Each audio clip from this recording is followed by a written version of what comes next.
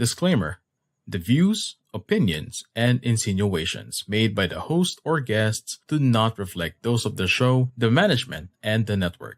Viewer discretion is advised.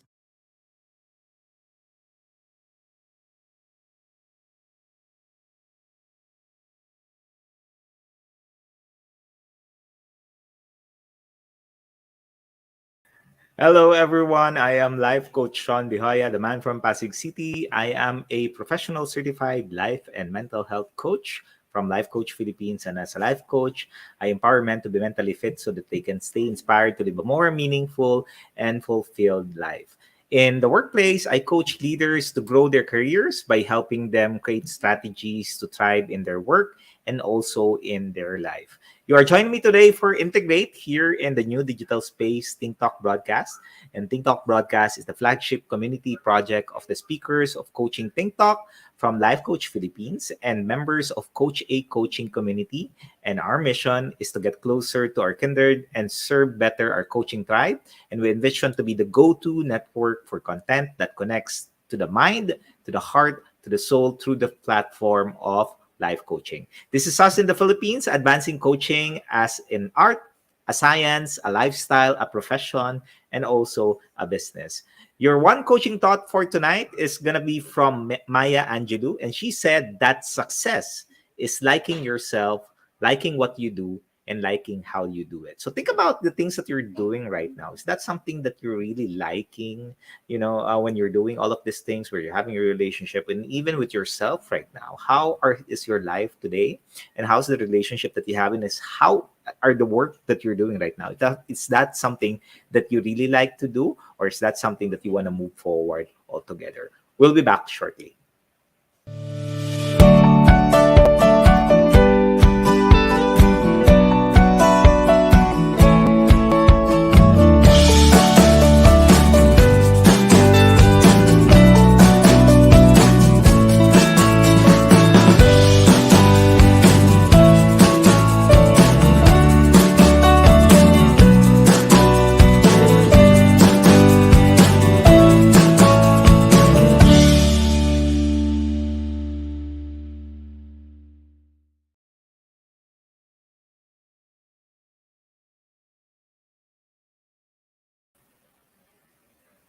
Welcome back, and today is the 9th of July in the year 2022, and I'm broadcasting Beyond Borders here in Pasig City, and you are joining me for Integrate, and this program is created for men and the coaching conversations on topics that allow you to create a integrated work life. Yes, I help people with work-life integration. I don't believe in work-life balance. Work-life integration is what I've realized on how you can get everything closer together in a peaceful and harmonious way. The word integrate is to combine one thing with another so that it becomes a whole.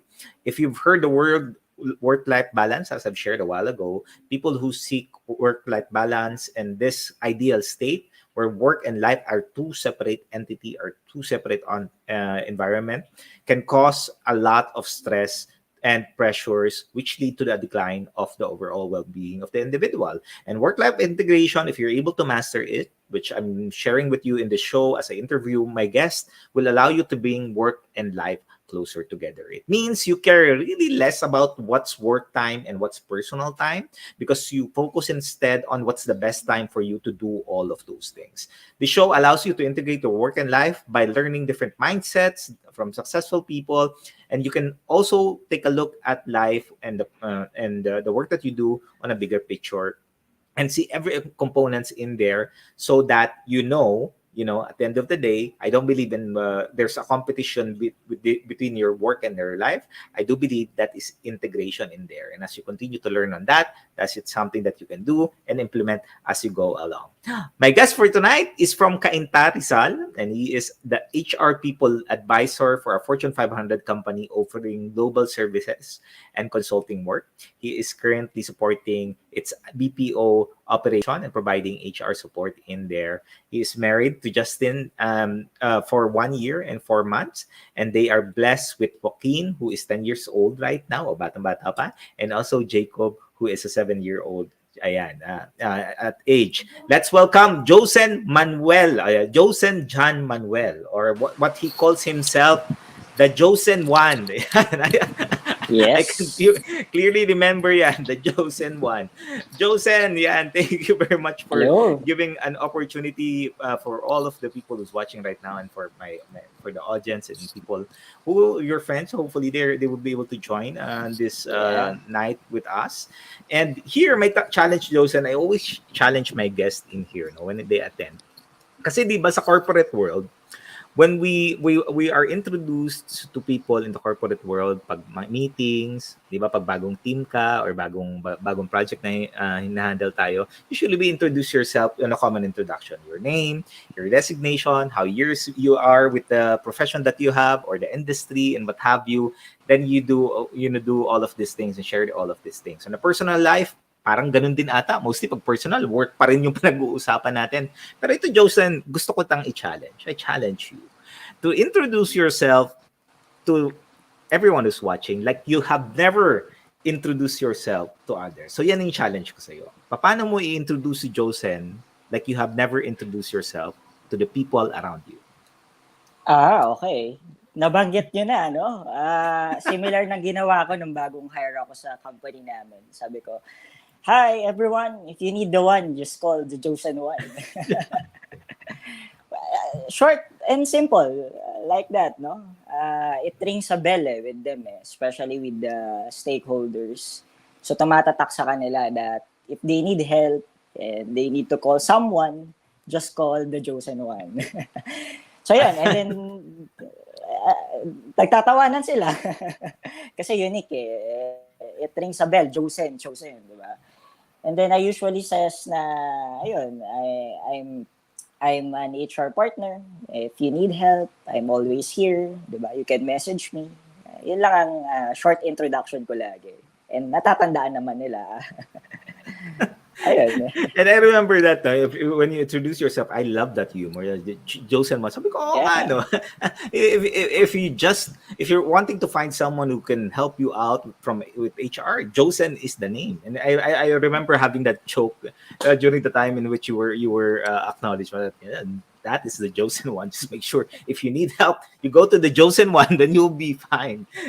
So before we continue on, Josen, just like to acknowledge everyone who's watching. Of course, my better half is here joining us, Coach Tin, and we're also being watched by. I'm not sure how I pronounce. I'm sorry if I'm pronouncing it wrong. Josen Duran, tama po ba yung pronunciation ko, from Canada? Ayan, si Justin Aren, no? Justin de los Reyes. Ayan, si Justin. Ayan, go the What? Josen One, of course. Thank you for joining. Ayan, Josen, yan. Thank you for blessing the space. Now, my show is called Integrate. And Integrate talks about, and I shared a while ago the opening spiel, it's about really working on together hand in hand on how you can integrate work and in life. Pero before we go there, Josen, tell us a little bit about yourself, about your layo muna tayo sa work muna. Mamaya na natin pag-usapan yung work yan. Yung personal life mo. Who is Josen on a private setting? Kung on when you talk to people, when you talk to close friends, what do you usually talk about yourself, about your experiences, and about your life?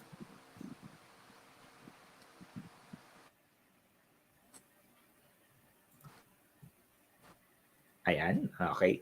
Yan, we're just having a bit of technical So, in a difficulties. Ayan, private alam setting, mo no, na live tayo. then Yan, go first ahead, thing that Josen. I'm always sharing is that I'm a husband and at the same time I'm a father. So I'm really proud and happily married, no? Yun nga, with Justine. And the moment na nakilala ko yung family ko ngayon, no, binubuo naming family ngayon, I found this sense of purpose in life na ito pala yung purpose ko sa buhay, to be a father and to be a husband.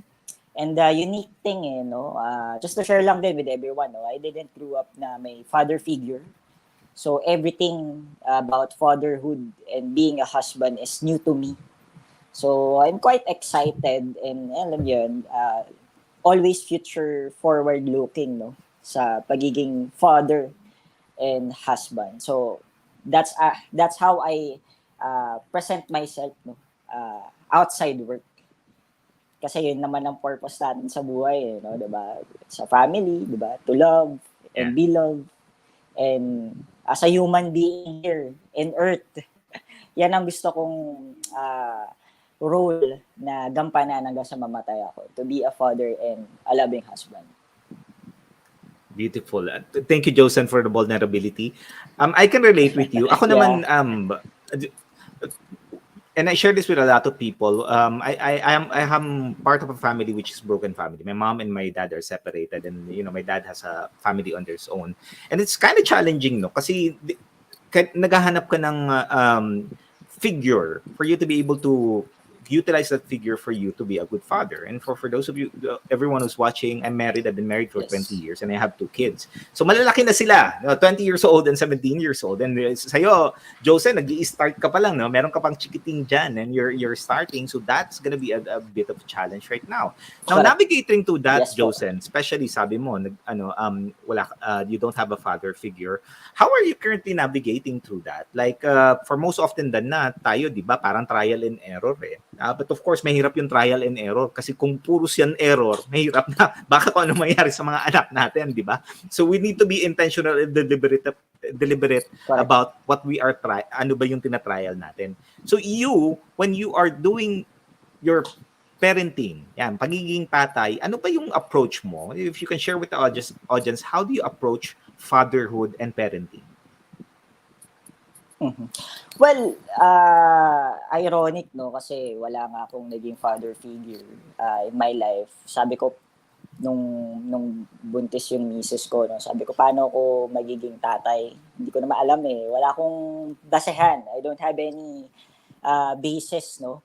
Pero nung ito na, pinanganak na yung baby namin, hanggang sa nakasama ko na yun si Jacob, yung 7-year-old namin, I've realized na hindi mo naman pala kailangan din ng talagang yung tatay ba, no? Para malaman mo kung paano yung pagiging father, no? It's because the Lord, no? Yung nasa itaas, yung father natin sa itaas, siya yung best example and basis kung paano maging parent or how you can navigate through fatherhood. So, to answer question, yun yung guiding star ko yung North Star ko kung paano si Lord, no, sa atin, sa mga tao, no, kung paano siya sa atin magmahal. So, as a parent, I can say, no, I'm between being an authoritative, no. I want to strike that balance between being a friend and at the same time have that boundary as a parent. So, medyo leaning towards disciplinary or tough love, no. Yan yung gusto kong kasi sa panahon ngayon, no, you really need to guide your children, no. And sabi ko nga, wala akong kinalakihang tatay. And one thing I've realized, the world really needs good fathers.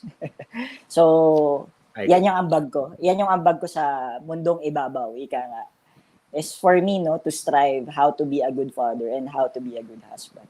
Yan yung beautiful life principle ko outside work. And yan lang yung guiding star ko talaga. And si Lord po yung guidance ko for getting journey. Yan. Wonderful. And I am with you because that is what I'm fighting for as well. Yan, yung magiging mabuting tatay. Kasi naniniwala ako, ito paniniwala ko for those of joining it right now. And maybe this is one thing that you're navigating to and trying to understand. How can we change the world? I tell you, yung tatay talaga. Yung tatay ang magpapabago ng mundo. And as we continue to evolve and change and adapt to the current situation. Kasi, Josen, ako yung experience ko, my dad has grown up. Typical yung tatay ko eh. During the Industrial Revolution, di ba, ang nangyayari, you grow up, you find a good school, maghanap ka ng course na medyo maganda yung kita, then eventually you work for that the corporate world, so industrialize siya, then you work your butt up so that you get promoted and earn money. But unfortunately for the men before, what happens is they move to a different place for them to be successful. Like me, Bicolano, pupunta yung father ko dito sa Manila para mag-work. So, nawawalan yung father figure mo. May tatay ka nga, pero walang guidance, kulang sa guidance. So, you would need to navigate through that. And maaga ako when I was 19 years old, I started being a father. And that one is a question mark. And I'm able to resonate with you on what you shared na si God 'di ba? May guidance ka eh, si Jesus, 'di ba? Kung for those who joining, hindi po ako religion pinag-uusapan dito. I'm just talking about certain beliefs. So wag muna kayo mag-tune out diyan, ha. Diyan muna kayo.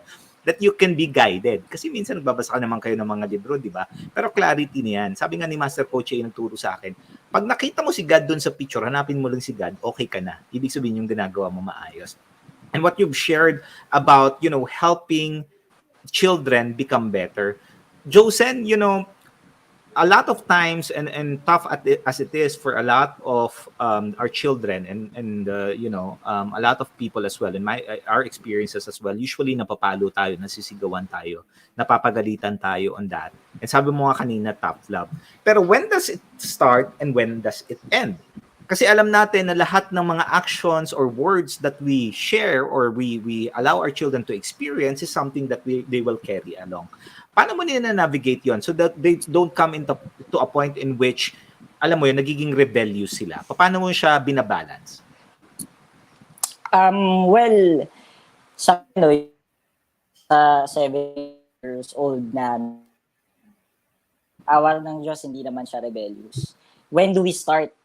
My principle when it comes to that, you start young. Para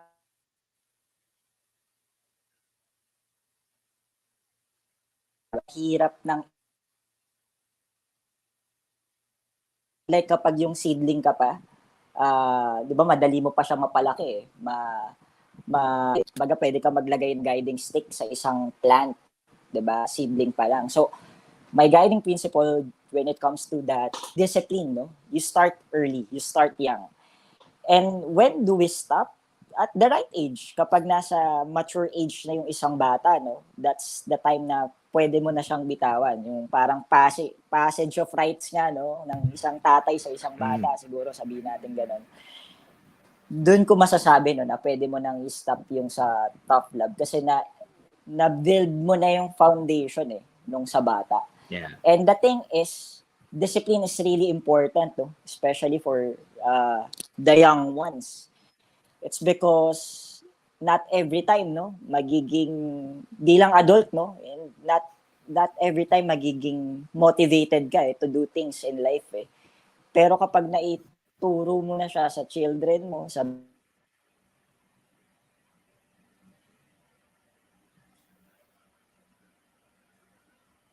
All right.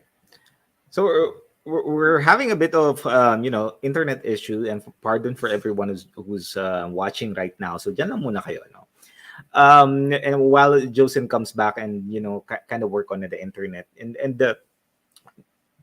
I like what he said. Josen said in specific to how there are certain boundaries that we need to set when we parent our children, especially for the men out there, Minsan kasi, the parenting style of men is authoritative, Minsan naman, yung parenting style ng men is passive. Kumbaga, kung anong gusto mong gawin, as long as you want to do that, then you do that.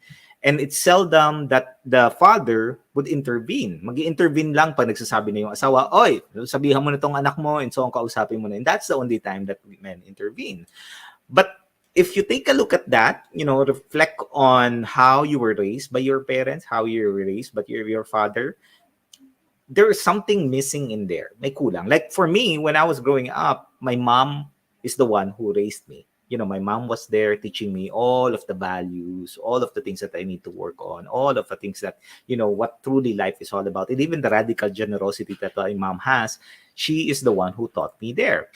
But of course, as you learn from your mom, as you learn from your caretakers, you also learn the bad things. Yeah, one of the things that I've learned or I got from my mom is my temper. Yeah, very short yung temper ko. I'm really impatient on different things. And when I'm impatient, that triggers an angry feeling, that trigger yung galit mo, inis mo. And it shortens your patience towards a different thing. And unfortunately, all of those things that we've learned from our parents, all of the things that you learn from our caretakers, all of the things that we learn from influencers, maybe kapitbahay mo, kung sino man yan, some of the behaviors that they have, the beliefs that they have, and even the mindset that they have, we are also able to carry that. So I would like for you to reflect on for a moment of what are the kinds of mindsets, beliefs, and behaviors that you are carrying right now. And how is that currently influencing the way things are? How are things influencing as far as your decision is concerned? And we're gonna send back Josen to the screen to help us out at least, paano ba din na-navigate to? Maganda yung sinabi mo kanina, Josen, no, na you set boundaries in there, but you know it in your heart and in your mind na hanggang dito na lang, and you would allow them to be free and do the things that they want to do. Pero there's ano dun, may catch dun, Josen, no? Minsan may hirap i-navigate yun. Yung nga sinasabi mo kanina, trial and error dyan eh. So, paano pag error? How do you see the error in the trials? because kung hindi maganda yung trial at yung error ay impacted yung bata, especially during those times, hindi maganda yung sa mental health ng mga bata. So how do you get that right mix so that they don't grow up into someone na alam mo hindi nagnirerespeto yung mga magulang or ibang tao? Well, you always go to the child, no, and explain why things are like that, 'di ba? I think dun yung opportunity ng mga traditional parents dati papaluhurin ka sa asin, sa munggo. Pero bakit po ba namin 'to ginagawa? I think yung why yun yung nawawala. Yeah. You explain it to the child or to the teenager in a sense na maiintindihan niya that, hey son, daughter, I'm doing this because this is for you. I think yun yung foundational thing that parents, no, and even fathers can do when, alam niyo, exerting effort in tough love, no. Kasi Yeah. yun yung important piece ng isang teamwork ng isang nanay tsaka tatay. You need to teach your children na ikaw yung guiding principle sa bahay That's where leadership starts 'di ba? At the house. Yeah. And kanina, mabalik ko lang po yung sinishare ko kanina, I was cut off though. You start them young. The discipline, no? You start them at the very early foundation. Yung analogy ko po kasi dyan is yung puno Kapag ang puno lumaki na, 'di ba? Kahoy na siya, ang hirap na ituwid. Unlike kapag yung halaman, 'di ba? Yung seedling pa lang and maliit na leaves. Lagyan mo lang ng stick, 'di ba? Susundan niya kung ano yung haligi na nilagay mo sa plant. So, analogy to the children, start them young. And nasa Bible din naman yan discipline your children, di ba? And yun nga, no, principle ko sa buhay. And we can integrate that in work sa mga manonood ko, no? Not every time you will be motivated sa buhay, sa work. But the important piece is you need to have that sense of discipline. You need to have that right mindset Ito yung goal ko, ito yung gusto ko mangyari sa family ko, sa work ko. You need to have that sense of discipline because not every time your children, your friends, your parents, or even you will not be stay motivated And totoo po yan, di ba? Nararamdaman natin yan. But if you have that sense of discipline, hindi ka mawawala. Ayun lang po. Agree. Disiplina talaga. I can totally resonate with that. Ayan, si Venus, ayan, great job. Sabi niya, proud mother here. Ayan, si Mami Boom ba to? Si Mami, yes, hi. Hello, Mami. Thank you for joining. You can share with video to your friends and family members. Do share this video. And let's bless more people. Gusto ko yung sinabi mo, Josen, that discipline is one thing that everyone needs. And going back to what you shared a while ago, is explaining. Kasi yun talaga yung kulang, no? I'm not sure. Ako kasi napapalo din ako ng nanay ko before and minsan napapagalitan ako. Pero missing yung explanation. Di ba may times na basta gawin mo na lang yan. So inisip mo, ano nangyari? What happened? I don't know what I was doing wrong. You just said that I was doing wrong by either shouting at me or pinalo ka ng tsinena, sinturon, kung ano man yan, walis. Naka-experience ka man yan, Josen. Ako naka-experience yan. But of course, our parents love us. I mean, for the parents out there, for those of you who's watching, maybe pinapalo kayo ng parents nyo ngayon. Alam nyo, mahal kayo ng nanay at tatay nyo. Kaya lang they don't know any better. Kaya nga itong show na tong Integrate, I'm highlighting to the people in there that our parents so love us. But of course, yun yung alam nila. And of course, it's a different time right now, especially during these times of digital age, may differences na. And that is allowing us to make the necessary change to what Josen has shared, yung discipline.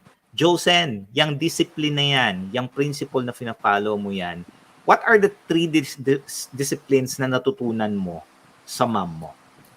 Mhm. Um, Tatlo talaga, coach. Discipline sa mom ko, no? I think number one, no, masasabi ko sa bahay siguro, discipline when it comes to being organized. Kasi magagamit mo rin yan sa buhay. Yung mom ko, sa kanya ko natutunan at the early age, no, yung pagiging organized. Ultimo the small details, no? Kalalaki kong tao, meron akong laging baon na alcohol. No, elementary and high school, no, meron akong baong alcohol, tissue, pagiging organized, and yung sa cleanliness. Diba? Ano pa ba? I think, hindi ko masagot yung tatlo, no? Pero yun yung dalawa. Pagiging organized and clean, no? Hello, ma, sorry. Pero yun yung tumatatak sa akin, eh. Na hanggang ngayon, no, dala-dala ko siya sa pagiging tatay. Alam yan nung ko, no, ng family ko. Maano ko sa mabuting ting ako, no, kapag may dumi. So I think something na pwede mo rin i-apply sa buhay, eh, yung pagiging organized and yung clean ba. Ayun po. Sa sarili, no? Kailangan natin yung malinis sa sarili, no? And it also shows in the workplace and the things that you're doing. Josen, if you're gonna take a look at the relationship, ano ba yung pinakamalaking influence ng nanay mo sa'yo with regards to managing relationship? Kasi right now, di ba? Especially during the times of the pandemic where there's not a lot of connection out there. Kumbaga, people are struggling figuring out how do I connect with people when I'm used to going to work and having an interaction with them.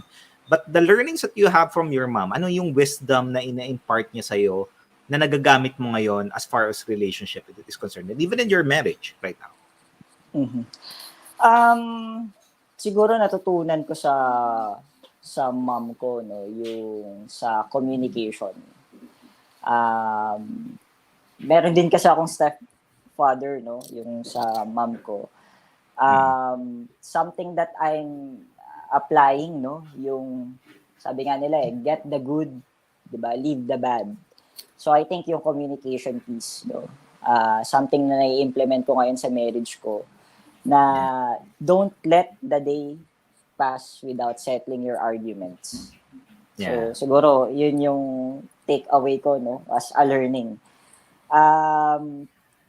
Sorry ma, no, pero meron kasing away minsan, no, yung stepdad ko tsaka mom ko, na yun nga, no, lagi ko sinasabi sa kanila, natutunan ko na rin na hindi pala maganda kapag itutulog mo yung away, yung problema. Space is important, diba? If nag-away kayo bilang mag-asawa or yung bilang sa relasyon. Pero don't get used to that space. And yun lang naman din yung sinasabi ko, and align kami dito ng wife ko, no? Don't let the day pass without settling your argument. Not literally na wala pang isang araw, ayusin nyo na kagad. Siyempre, may samahan pa kayo ng loob, eh. But the idea is, wag nyo patatagalin. I think yun lang yung learning and take away ko, no, sa parents ko, sa mga tito-tita ko, yan. Yun po yung learning na ini-implement ko, ina-apply ko sa buhay ko ngayon and sa marriage ko po. Ayun. Don't let the day pass without settling argument. I love that. I love that what you've shared. Kasi challenge ko din yan, eh. Usually, pag nag-aaway kami ni Coach Tin. At dyan po yung asawa ko, si Tin Di Joya. Yan, asawa ko po yan. That is something that we do. Minsan pinaprolong namin. Pero there's, our guru taught us, Master Coach A taught us na you have a conversation already and resolve that on at that moment while emotions are high. When I say emotions are high, so that you understand where it's coming from. Yun kasi yung Josen, no, nagiging confrontation kasi. Tapos, di ba usually, sabi nga ng guru namin, bakit pag nag-aaway yung dalawang tao, ang ending hiwalayan? Hindi ba pwedeng dapat ang ending you move closer together? Di ba? Yeah. Ganun yan eh. And we see that in the media, we see that in entertainment, we see that in a lot of different things. Na ang ending agad yung iwalayan, di ba pwedeng mag-strengthen kayo? Di ba, Josen? Kaya nga sa mundo ngayon na puro hiwalayan ang napapanood po natin sa media, no? Ito alam to ng asawa ko, makulit ako kapag nag-aaway kami. Away kami, pero gusto ko kaagad bate. Makulit ako, sinasabi ko lagi sa kanya, and alam din to ng parents namin, no, nung mother-in-law ko, nung mom ko. Sinasabi ko na mag-aaway lang tayo pero hindi tayo maghihiwalay. I think sabihin mo ng cheesy, no, pero yun naman talaga bilang mag-asawa mag-away lang kayo, pero wag kayo maghihiwalay. And tried and tested na namin bilang mag-asawa kapag hindi kami talaga nag-uusap. Yung sinasabi ko nga, yung space, no? Doon lumalala Nagiging progressive, naiipon.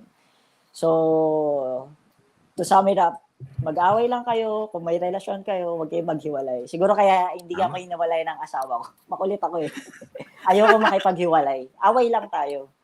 Pero hindi away lang tayo. Kasi, di ba, Josen, ang away naman, you know, for those of you who's joining, ang away po is just two person, and you are an individual person. You are not the same. Minsan pag, di ba, Josen, sinasabi nila, gusto ko mapag-asawa ng parehas ko. Seryoso ka, gusto mo talaga mapag-asawa ng parehas mo, parehas yung triggers and what have you.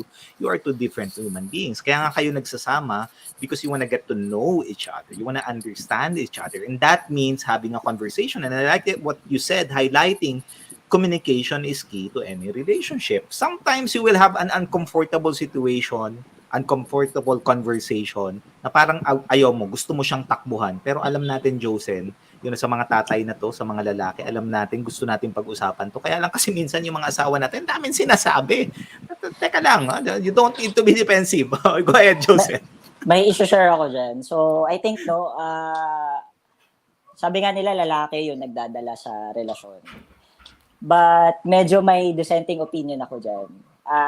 You start guiding, no, driving the relationship. Pero, sabi nga nila, it takes two to tango. Yes, hindi pwedeng agree. isa lang ang nagdadala. Give and take. And nabanggit nyo, no, there will come a situation, conversation na parang, ang mga babae, natural na magagalit yan, magbubunga nga Pero kaya siguro maraming naghihiwalay na relasyon or kasi yung lalaki nag-give up kaagad Yes. Diba? Ang mga babae, ngayon lang yan, 'di ba? Siguro ito nanonood yung asawa ko, and I'll say this with pride and proud, no. No matter what happen, mag-away man kami, gaano man yan kalala, hindi ko siya hihiwalayan, no, hanggang sa mamatay. Ayan ang living purpose ko 'di ba? To be a beloved husband and beloved father. And I will always take this principle that no matter what the situation, I won't let the situation mean more than the relationship that we have. So ayun, yun yung takeaway ko. And that is also my advice to the viewers, no? Probably, mayroon kang girlfriend or boyfriend, mag-girlfriend man kayo, or alam yun, balak mag-asawa. Lagi niyong tatandaan na don't let that situation mean, that bad conversation mean more than the relationship that you have. Kasi it will pass but the relationship will last. Yun lang po. Yeah. And that one is powerful, no? Kasi yun nga when you come into a relationship and even in a marriage, it's a union na nga. You become one. But of course, parang lang yan, blood transfusion, di ba, Josen? Hindi naman agad nag-click yan May nangyayari pang bagay-bagay dyan. And it's the same goes with a relationship. And I want to emphasize that, I want to emphasize what Josen has shared. And this one, for me, it's really close to me in any relationship, conversation matter. And when I say conversation, hindi lang transactional. Alam mo naman to, Josen, pinaglalaban natin sa opisina to. We need to change towards a transactional conversation to a relational conversation. And what does that mean? That means that you will be triggered by certain emotions, certain conversation, what have you. Open that up and have a conversation around it so that you understand where the trigger is coming from and you can resolve it as a couple. Hindi yung mag-isa lang, na ako na lang to. Kung gusto ko muna mag-isa at mag-isip, huwag kang mag-isa. Mag-usap tayo. Totoo. I-process natin yan so that we can make a sound decision on how to move forward, and you can hold me accountable and I can hold you accountable. And that is the power of communication. That is power of having a relationship and being open towards lagi yung mindset, sabi nga ni Josen, na pag nag-aaway tayo, magkakasama tayo, hindi tayo nag-iwalay. We are strengthening it. We are empowering ourselves so that we can become a better person. But of course, that is something that needs a lot of work, and that's the reason why we're doing this. And Josen is sharing to you that. Josen, it's we've gone to 30 minutes. Sabi ko nga dito lagi sa guest ko, siguro ko if we have 2 hours, we'd probably talk about different things. But of course, I'm being mindful of people's time, and I hope you're enjoying your time in there. For those of you who's joining, maraming salamat. Thank you for sharing. Yan, yung mga asawa, andyan po nagko-comment, Josen, kung makita mo siya lang, they're sharing their comments in there. Maraming salamat. And for the men out there, alam ko naman yung mga men, minsan nanonood lang, ayaw lang mag-comment. Okay lang yan. Just be there. Don't leave. Don't leave. Josen, you've shared about your personal life, and thank you very much for being vulnerable and sharing that. Thank you as well for Justin, for being a super supportive wife. I tell you, wives need to be a suitable helper to the men. Yan. Emphasis ko yan sa inyo. Suitable helper. Ibig sabihin, tulungan nyo yung asawa nyo. Huwag nyo i-down yung asawa nyo. You need to uplift them so that they become a better person. But of course, shifting that, when you're able to support your husband, then of course, they'll be successful in their career. Josen, pag-uusapan natin yung career natin. Alam natin kung gaano ka-challenge at gaano kahirap ang corporate world.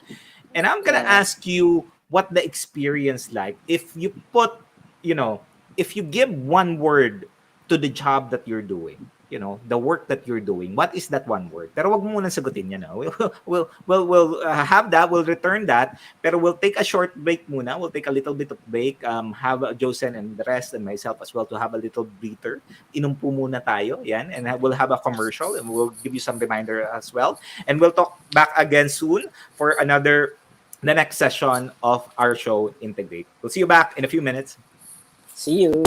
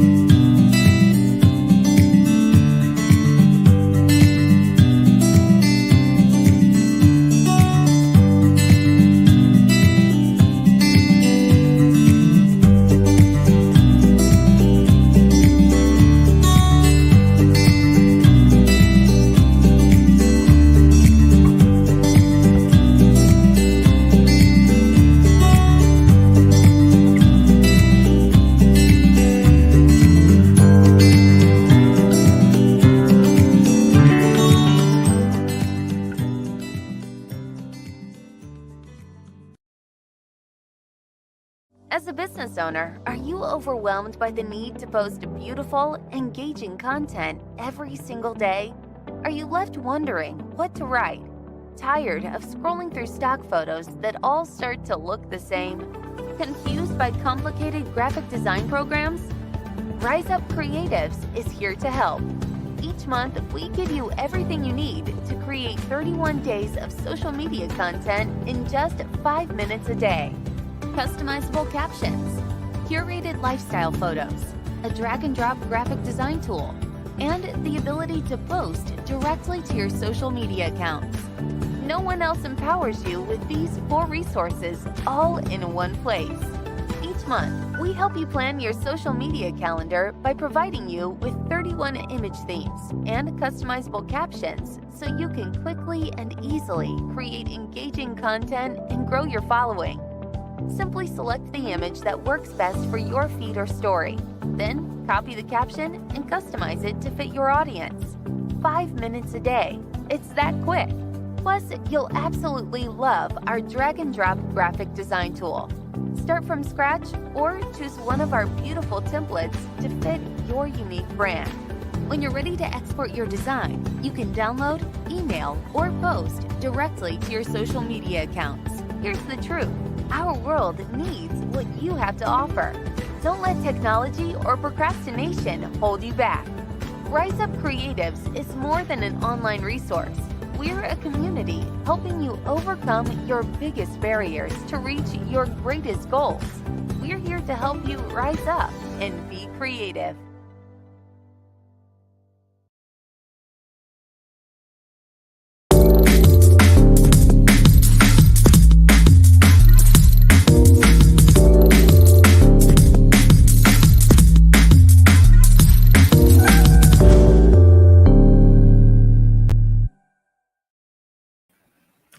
We are back for the second part of our 13th broadcast of Integrate, brought to you by Decap Cup Republic, the coaching hub of Life Coach Philippines, and our home of professional certified CACC life coaches. Meet our coaching tribe at Decap Cup Republic, located at Pioneer Center Compound, along Pioneer Road, corner Brixton and United Streets, Capitolio, Pasig City, and we are open from 10 a.m. to 10 p.m. We're open on a Saturdays up until Thursday. We're closed on a Friday, giving the opportunity for the people serving in there to take some rest. And our coaching hub is also an events place. So if you're looking for a space for you to rent for an intimate gathering, connect with Coach Rizal at 0917-586-1661 for inquiry and reservation. We also have recently started in June for our face-to-face daily event back-to-back here at the Cup Republic. I invite you to join us. This evening, we just recently concluded yung Fab Saturday open mic with Coach Orville. So if you are someone who's looking for some opportunity for you to sing, do some spoken word, or maybe just want to dance in there and just have fun, do that. Go at the Cup Republic every Saturday at 7:30 p.m. Tomorrow, I'm doing a comfy Sundays for life. If you're someone who wants to reignite your creativity, maybe you're someone who went through a top experience and you told yourself na hindi ako creative, hindi ako artistic, hindi ako kaya mag-create a lot of different things, and that has hold you back from getting the results that you want, maybe getting the promotion that you want, or maybe, just achieving the goals that you have. I would like to invite you tomorrow at 7:30 p.m. for a family Sunday conversation, Sundays for Life. I'm going to teach the fundamentals of creativity. And this one also, I have my children and my wife in there to join me. And maybe you're wanting or thinking of a space for you to have your children have some space to start expressing. Maybe you're someone who's wanting to find a space for your children to start, talking about certain things that they don't talk about with you. I invite you to join us tomorrow at Decap Cup Republic. The class starts at 7:30 p.m. as we move along. And also on Monday, we have Nurturing Monday with Coach Tin, Walk Along with Coach Tin, and she talks about the relationship in there sa yung mga sposo po natin, the wives out there. If you're looking for how you can strengthen your relationship with your husband, maybe you're someone who's going through some tough experiences currently and you don't know what to do, and you're looking for a space for you to feel comfortable sharing your pains, sharing the things that you're experiencing right now that you don't want to share with a lot of people because you're being judged, you're being rejected. Have a conversation with her on a Monday at 7:30 p.m. For Group Tuesday, if you are someone who wants to, create that good habits, have a conversation with Pastor Coach Jasmine on a Tuesday at 7:30 p.m. If you are someone now who's thinking about what purpose you have, what is it that you want to achieve in life? Where do you want to go? Where are you heading? Purpose Wednesday, that's going to be with Coach Rizal, away in a day with her. And Strengthening Thursday, if you are someone who wants to heal your soul. I've been attending this for the last 4 years of my life. We kind of paused during the pandemic. But when this returned, this has helped me really reignite my connection with my soul. It allowed me to heal my soul. I realized that there's a lot of different things that I have been, hanging on that I needed to let go. And having a conversation with Master Coach A face-to-face on Strengthening Wednesday just allows me to start healing and become a more human being. So if you want to know more about that classes, head on over. It's a free community service that you're doing. There's no monetary investment that you need to do. Just bless the space. If you want to reserve your seat, connect with Coach Giselle at 0917-586-1661. I also invite you to become a holder of the B-Learning e-card and join me inside B-Learning Society as one of the mental model collectors. The B-Learning e-card or the B-Learning Society is a passion project of Master Coach A. We are building a facility. If you are someone who at night, maybe you've experienced a time in which you don't want to go home yet. You're trying to look for a space in which you would talk to someone that would really just process your thoughts and your feelings currently, but you can't find that. The only space that you can find is a bar that you can stay there, but that's not going to resolve anything because you're only going to get drunk. And tomorrow you're going to have the same problem.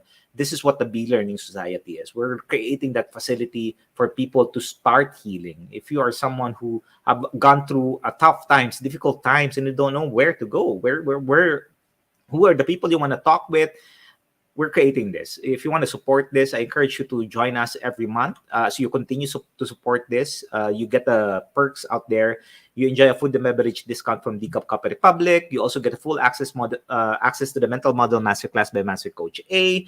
And the B-Learning Society members also includes a 90-minute free coaching session with senior coaches from Life Coach Philippines. And B-Learning or mental model is think of mental models as a worldview that you have on how you process things, about the concepts that you have or you carry in there when you make decisions with your relationship and the work that you do. Join us on July 29th. That's going to be on a Friday at 7:30 p.m. Master Coach A will talk about the buyer hot button masterclass and learn how to grow your sales and profit while making a positive impact by learning a mental model that intersects your business success. So imagine being able to increase your profit, your sales, or maybe your salary, and also making a positive impact in there. Just connect with Coach Giselle at 0917-586-1661 to reserve your spot. Think Talk Broadcast is powered by Rise Up Creatives Worldwide, your social commerce turnkey solution provider in the new digital landscape. Visit www.riseupcreative.com to learn the benefits of a lifetime members like me, which includes the ability to create valuable and engaging content in just 5 minutes. I've been using this for my page. It's just allowing me to seamlessly post in their valuable content that connects with the heart, mind, and also with the soul. Rise up and be creative now. Join us in this platform. All right? Let's welcome back Josen. Ayan, maraming salamat. Nakapaghinga-hinga na. And also our guests and the people who's joining us. Thank you very much. Ayan, Josen, before we continue with my question a while ago, that one word, of course, we're gonna do a little bit of game. I call this a 7 rapid fire question. So I'm gonna ask Josen just 7 simple questions. When I say simple, isang liner lang naman to. And Josen will answer it the best that he can, possibly can. There's no right or wrong question. Walang tama o mali dito. And we're just gonna have fun. You ready, Josen? Ready? Okay, sige. First question. What story do you tell most often? Ano yung story na you often tell to other people? Story in general or in work? In general.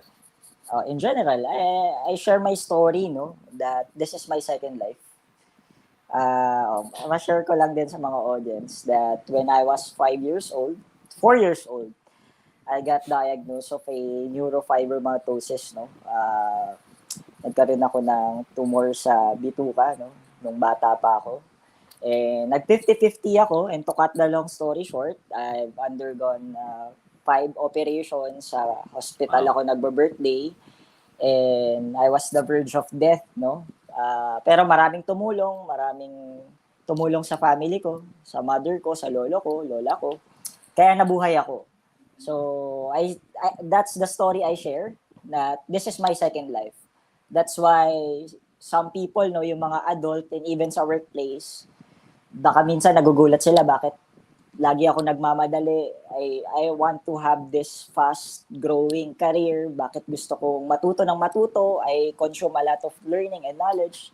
It's because I always believe, na feeling ko kasi hindi po mahaba yung buhay ko eh. Lalo na second life ko to. So I want to make the most of it, Kaya siguro ganito yung gusto ko, na meron kaming timeline ng asawa ko, nagmamadali kami. Kasi I always felt, no, sadly, no, na feeling ko kasi hindi ako tatagal sa mundo. Pero not in a skeptical way. I'm making the most of it, 'di ba? If you Yeah. can do it fast, why not, 'di ba? So yun po. That's the Beautiful. story I share. Maganda yung story na yan. Okay. Question number 2. What is the best advice that you ever received? Best advice that I ever received. Sa dami, no? Ano bang best advice? Wait lang po, Loading. Ano,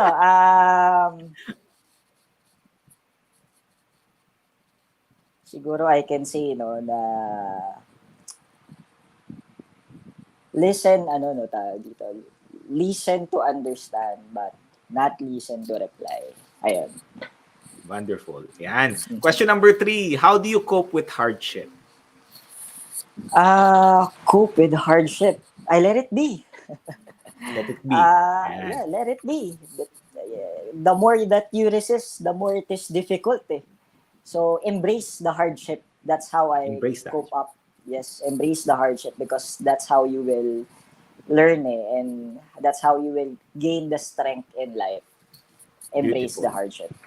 Embrace the hardship. Question number 4. What do you wish you learned sooner? Sooner. Learn sooner. Learn sooner. Loading ulit. I wish na natutunan ko kaagad yung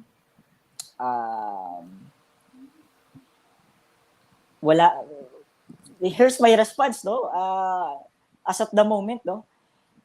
Wala akong maisip na sana na wish ko na natutunan ko sooner. It's because probably I'm contented with all the learnings that I'm receiving and I'm experiencing, no? Which translates, no, that right now I don't have any regrets. Kasi the wishful thinking of sana natutunan ko to sooner, no? It somehow translates to regrets. So this is my response. Right now I don't have any, no. So wala akong regrets. So I'm contento ko sa mga experiences and learning ko right now. Galing.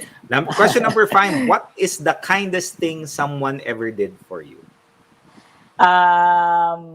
When that special someone shared the love that she is receiving from everyone. And that is my wife. And for me, that's the kindest thing, no, that I ever received in my entire life. Yung love na nare-receive niya sa paligid niya, hindi niya pinagdamot, shinare niya po sa akin.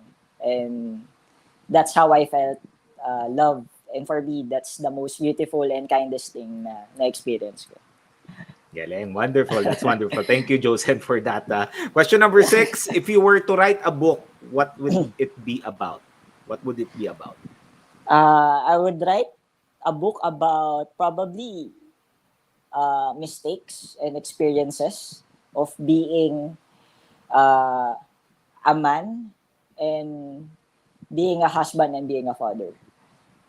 Siguro yun yung isusulat ko. Kasi banking to the first thing that I've shared, no, the world needs better parents, better father, better mother. And probably, no, with your vision, with your mission in life coaching, if we can change, no, one father, one mother at a time, that we can make a better place, no. So if I will write a book, it will be all about mistakes, experiences of being husband, father, parenting. Yun po. Maganda yan, Josen. Bibiling ko yan libro na yan. Mag-usap tayo. Gawa tayo ng libro. Yan, maganda yan. Let's go, author. Yes, di ba? Okay. Question number 7. Yan. What do you think is the key to living a good life?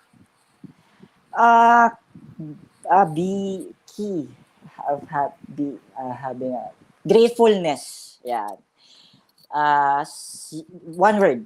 Key of living a happy life, no? Gratefulness.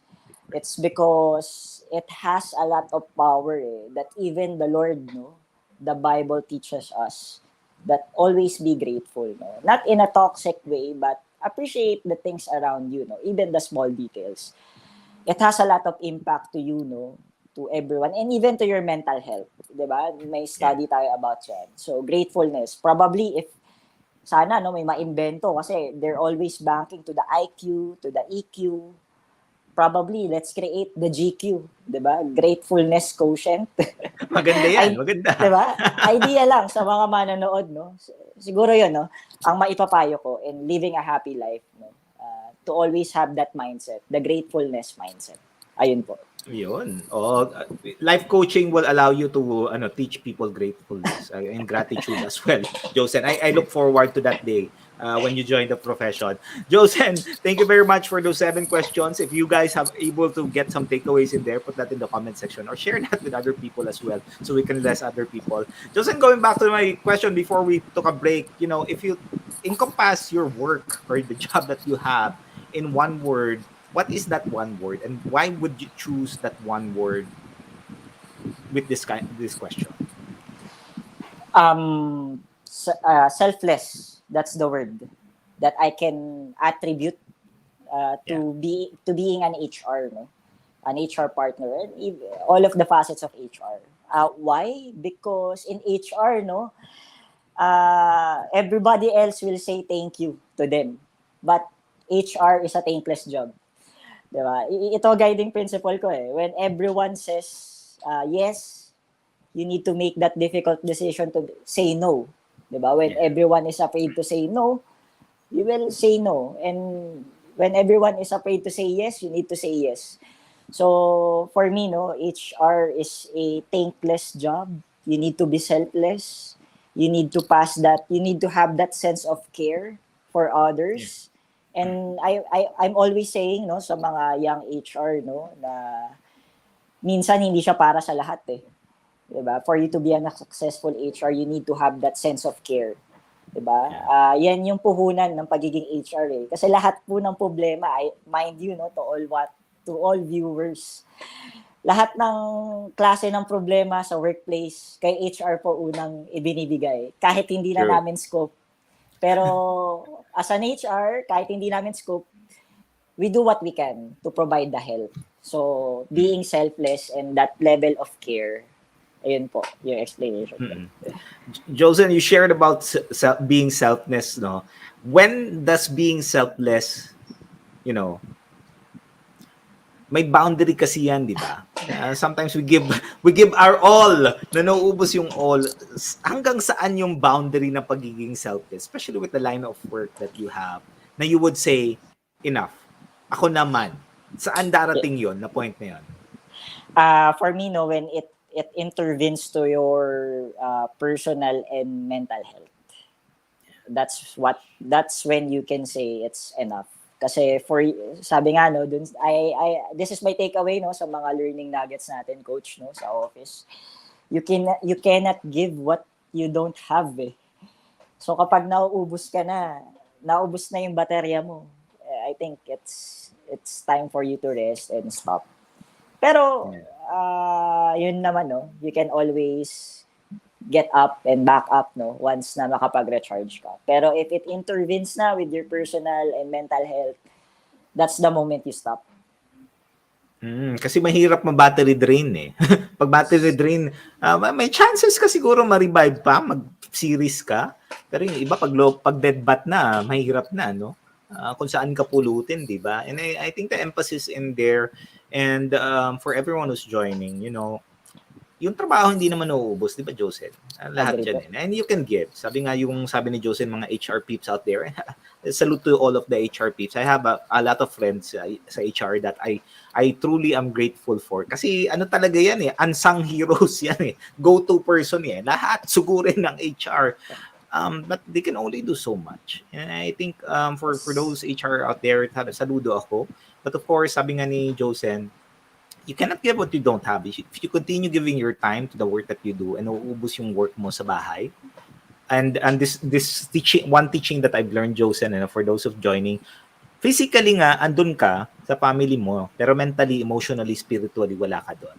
Because you're thinking of other things. So that is the boundaries that you need to set for them.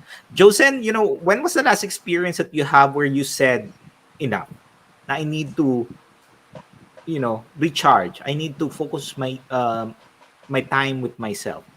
Na sinabi mo, Uh, taka lang, parang nagba-boundary na ata tayo. Kailan ba yung last experience mo? Fortunately, it was 2 years ago, no? Prior me joining my Hmm. current organization right now. It was 2 years ago. That's when I learned, no? Because before, no, ganyan din ako eh. I'm always focused sa job, sa work. Hindi ako uwi hanggat hindi natatapos yung trabaho. The level of dedication, ginigive ko yan eh. Yeah. And something that I've learned, no, sa wife ko, no, girlfriend ko pa before, during that time, yun din yung turo niya eh. Hindi naman matatapos yung work eh. You need to have time for yourself. Di ba?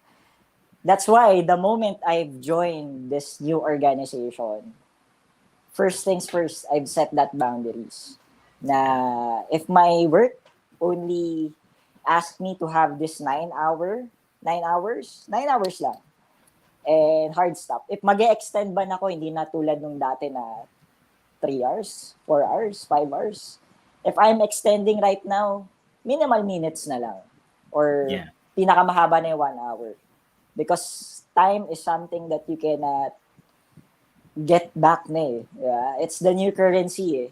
So you need to spend Yeah. it wisely. So, fortunately, it was 2 years ago, Coach. So, happy naman ako dahil right now, from the word itself, no, nung topic natin ngayon, integrate, I'm experiencing that work-life integration. Happily, no? Sorry, ma-share ko lang, quick sharing lang. Yesterday, no, the last hurrah for the work week, no? Nag-work ako kasama yung wife ko sa isang cafe. So at the same time na parang mini date na namin, nakakapag-work ako. Kumbaga, napagsasabay mo eh, Yeah. yung personal life and the work. And I'm thankful for that. I'm grateful for that. So, ma-share ko lang na na-experience ko yung work-life integration. That is wonderful, and thank you for sharing that. I'm able to do that every single day because my wife is just in front of me. When Nice. nag-uusap lang kami, Coach tinanan mo nga ako. That one I'm able to do, and I'm so grateful that you're able to do that kasi hindi na naman na-limited yung work natin towards being in the office eh. You can also do your Yes. work while still staying productive and enjoying your time.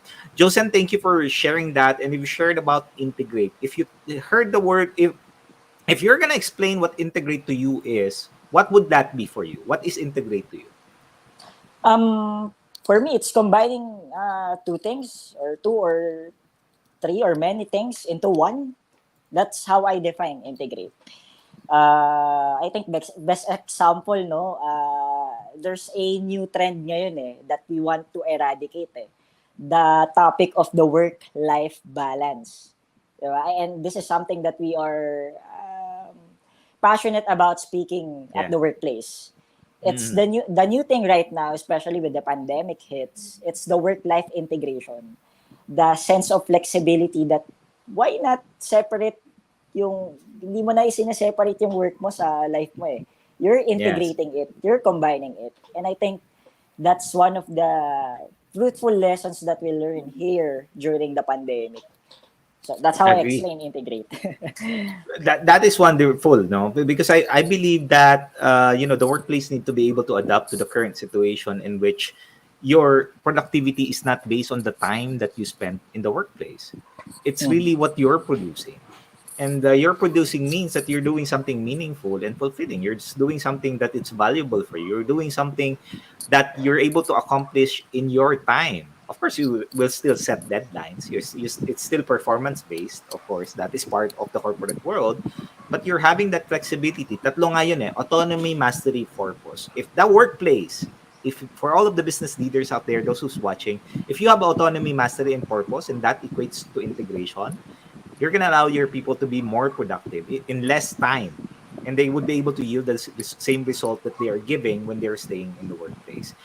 Josen, thank you for a wonderful moment. Thank you for being vulnerable. Thank you for expressing your time. Thank you as well for allowing your family in here in the space. Maraming salamat. This is one of the gifts that you have given to me, that you have your wife and your mom in the space. I have my mom and my wife as well, who's constantly supporting me, and it's just a gift to me because this is my last episode this season. You are my 13th Oh, guest, so you are a blessing. Thank you for being a blessing so much. Maraming salamat. Thank you, Josen, Coach. if you're gonna, final words for the space, final words for the people, final words to those who's gonna watch this in the future, because this recording, this conversation that we have will be in the digital space for the longest time, and it will be watched by our children and their children's and whoever is gonna influence them, and they're gonna say, watch my dad in this video. What's gonna be the 3 tips that you will give them to live a meaningful and fulfilled life? Ano yung 3 tips na yun that you can give to them? 3 tips, no? Number 1, banking with the things that I've shared a while ago. The gratefulness. Never ka maliligaw, no? Sa buhay kapag you have that sense of mindset being grateful. Malaking effect yan sa mental health mo and sa positivity ng buhay mo. You appreciate things. If you are always appreciative of the things, even the small details, magiging masaya ka sa buhay. Second, the discipline. Recapping, no, sa first topic, no, you can never be motivated at all times. But if you are not motivated at the moment, discipline will save you. Diba? Kahit hindi ka na motivated pumasok, pero nasa disiplina, nasa katawan mo na kailangan mong pumasok para sa pamilya mo, para may ma-earn ka, no? Hindi ka maliligaw. And siguro third, no, always have the guiding principle of our Lord. Yeah. Among other else, magbasa man kayo ng iba't ibang libro, meron ka man mentor, meron ka man father figure, mother na nag-guide sa'yo, or kahit sino man yan, walang-wala yan sa guidance na makukuha natin sa itaas. And thank you, no, for inviting me in this space. And I'm taking this an opportunity, no, to share. We're immortalizing this episode, right? So I'm taking this chance. Ayun ang masasabi ko sa lahat. Always ask for the guidance of our Lord God. Nasa taas lang eh. Nakikinig lang siya, nandito siya sa atin. And hindi tayo maliligaw dyan. Single ka man, married ka man, diba? Matukso ka man sa kahit anong kasalanan. Kapag lagi mong iniisip na meron kang Diyos na gumagabay at nakatingin sa'yo, hindi ka maliligaw. And that's my final word and tips to everyone. Discipline, gratefulness, and always ask the guidance of our Lord. Thank you so much. So beautiful. Thank you, Josen. Maganda yung message ni Mrs.